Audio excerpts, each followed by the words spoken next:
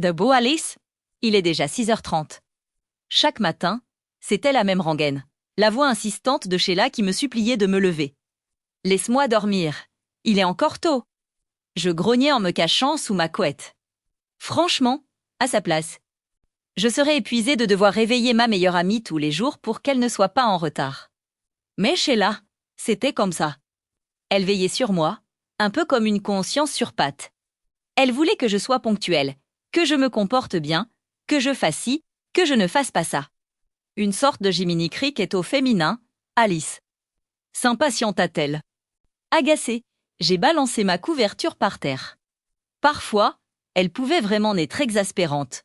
Elle, bien sûr, était déjà impeccable dans son uniforme de petite fille modèle du pensionnat, les mains sur les hanches, le regard sévère. « À toi. »« C'est ce que je fais. »« Non. » J'ai marmonné en traînant les pieds jusqu'à la salle de bain. « Tu dessinais encore, n'est-ce pas ?» Me lança-t-elle depuis la chambre. Je n'ai pas répondu. Je savais ce qui allait suivre. Je devrais passer mes nuits dans les livres, pas à gribouiller. Parfois, je me demandais si ce n'étaient pas mes parents qui la payaient pour me surveiller. J'avais beau avoir des notes correctes, ce n'était jamais assez pour eux. Ils voulaient que je devienne médecin.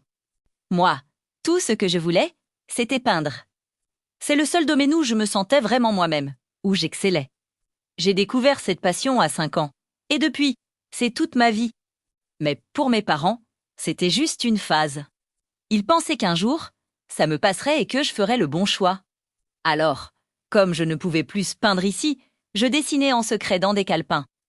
C'était ma seule évasion, mon seul moyen d'oublier que j'étais une prisonnière de leurs attentes. Alice, elle va nous punir cette fois, c'est sûr. Se lamenta Sheila, j'ai levé les yeux au ciel en enfilant ma chaussure.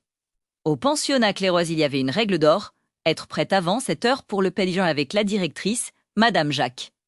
Cette femme, c'était un mystère. Calme, jamais un rire, jamais un mot plus sot que l'autre. Mais d'une sévérité absolue sur la discipline et surtout, la ponctualité. Sheila l'admirait profondément et faisait tout pour lui plaire. Je ne comprends pas pourquoi tu m'attends toujours. J'ai soupiré en la suivant. Parce qu'on ne doit pas se rendre au déjeuner séparément. C'est écrit dans le règlement. M'a-t-elle répondu. Le règlement. Ce dictionnaire écrit avant notre naissance que personne ne lisait vraiment. Bien sûr, malgré mes efforts, nous sommes arrivés en retard. Mesdemoiselles, vous êtes encore en retard, a dit Madame Jacques sans même nous regarder, les yeux fixés sur l'horloge murale. Sheila a immédiatement baissé la tête, honteuse. C'était donc à moi de parler. Nous sommes désolés, madame, j'ai bafouillé. Pour l'amour de Dieu, mademoiselle, articulé. A-t-elle répondu froidement. Nous ne recommencerons plus. J'ai répété, sans y croire moi-même. Veuillez prendre place. Vous devez faire des efforts. Elle a dit ça en me fixant droit dans les yeux. Et c'est là que j'ai compris. Si on ne se faisait jamais vraiment punir, c'était grâce à Sheila, la directrice la favorisait.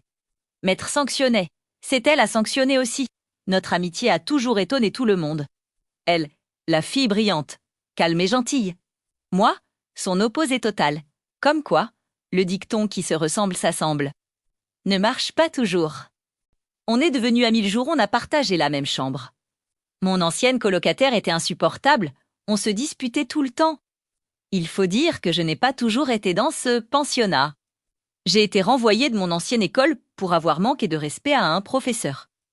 Il avait dit que j'étais une moins que rien, que mes parents jetaient leur argent par les fenêtres. Ok, je n'étais pas la meilleure élève, mais il n'avait pas le droit de dire ça. Alors, je l'ai remis à sa place. Mes parents ont été scandalisés par ce qu'il m'avait dit, mais l'école a préféré couvrir son prof compétent et virer l'élève médiocre. De toute façon, avec mon nombre d'avertissements, c'était inévitable. Ce n'était pas la première fois qu'on les convoquait pour mon comportement.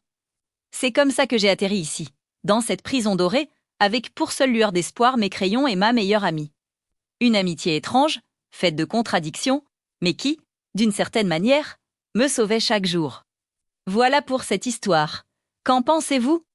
Vous vous reconnaissez un peu dans Alice ou dans Sheila? Dites-moi tout en commentaire. Si vous avez aimé, n'hésitez pas à laisser un pouce bleu, ça m'aide énormément. Et bien sûr, abonnez-vous et activez la cloche pour ne pas manquer la suite de nos aventures littéraires. Merci d'avoir écouté et à très bientôt.